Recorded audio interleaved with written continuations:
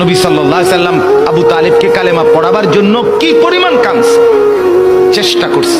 শেষ মুহূর্তে বলছে, চাচা চাচা কালেমাটা পড়েন না চাচা। বলছে না, মানুষের কাছে বেইজ্জতি হব, পড়বো না, মানুষ লজ্জা দিবে। আল্লাহ নবী সাল্লাল্লাহু আলাইহি সাল্লাম বলছে, কানে কানে বলেন, আমি কাউকে শোনাবো না, আমি শুধু হাসরের মাঠে বলবো, মৃত্যু পর্যন্ত চাচা ওয়াদা দিলাম জগৎবাসীকে শোনাবো না আপনি ঈমান আনছিলেন, কানে কানে কন।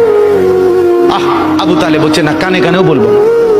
এবার নবী বলে চোখের পানি ফেলতে ফেলতে, চাচা এমনও কইতেন না তো, ঠিক আছে চাচা আমি কালেমাটা পড়ি, আপনি শুধু ঠোঁটটা নাড়েন,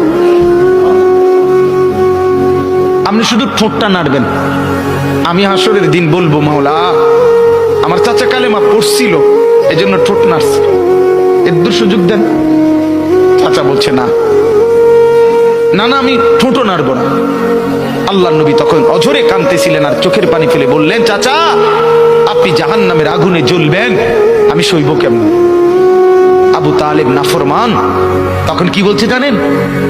আন্নারু খায়রুম মিনাল আর। মুহাম্মদ, মানুষের কাছে লজ্জা পাওয়ার চাইতে আগুনে জ্বলা অনেক ভালো।